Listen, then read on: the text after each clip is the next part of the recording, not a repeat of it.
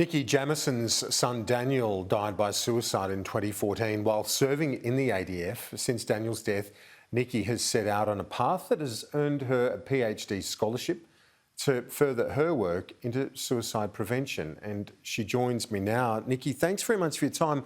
How did you react when you heard that there would be a Royal Commission? Look, it was very bittersweet for me. I'm absolutely elated and absolutely welcome a Royal Commission into defence and veterans suicide. But of course, the Royal Commission was born from the most unimaginable losses, and my son was one of them. So, you know, I can't bring him back. He's not here to share his truth, but I absolutely welcome veterans, families, defence personnel who are currently serving to have this opportunity to stand up and speak their truth. And do you believe that the way, from what you've heard, the government is proceeding in the right fashion in terms of consulting over the next month or so around the terms of reference and what needs to be the priority for the Royal Commission? I'll be more comfortable once I understand, the consultation process. Nothing has been made public as yet. The terms of reference need to be deep enough and wide enough and thorough enough to be accountable and transparent. At the moment, the Prime Minister mentioned looking at common themes and systemic issues in past suicides. Well, the National Commissioner was also going to be doing a review in the past suicides, so I'm not too sure how beneficial that would be. We actually want to look at what's going on right now for our current serving members as well as our veterans. And you have been doing a PhD, as I mentioned in the introduction, Nikki.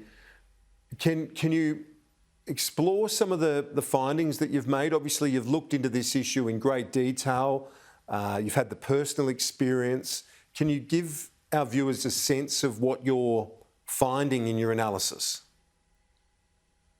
Yeah, of course. So my PhD is looking at veteran suicide behaviours, but with a particular focus on a concept known in the US as moral injury. I've redefined it as moral trauma here. And basically the number one cause of moral trauma, which can heighten the risk of suicide, is betrayal, and particularly leadership betrayal in the ADF. So in that sense, it's not as much about what the veterans have seen in the theatre of war as opposed to potentially how they've been treated upon their return? That's correct. Almost half of the veterans that I interviewed for my study had never been overseas and done a deployment overseas. They were harmed on home soil, on home ground. And it's about the culture then? It's about the culture within the ADF that you believe is one of the catalysts here?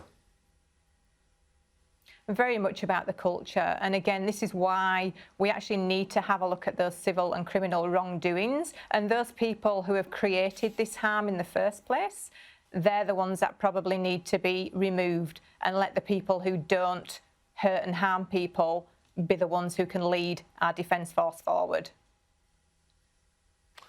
And Nikki, how do you want to engage with this Royal Commission yourself personally? Do you feel that it will be, I know it's been referred to as part of the healing process. Obviously, nothing can bring back your son and deal with the grief in its entirety. But do you think that that is part of this issue for families as well, to unite and see this as some healing?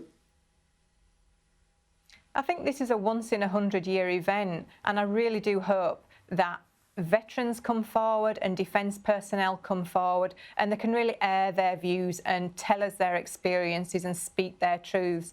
And if that brings them healing, that's absolutely wonderful. There's no better opportunity. It's a once-in-a-100-year opportunity, so let's grasp it with both hands.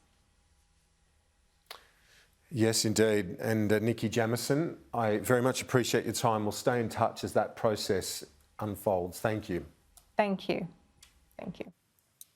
If you or someone you know in the defence community needs support, please reach out to one of the organisations on your screen, including Open Arms, the Defence Family Helpline, or Lifeline.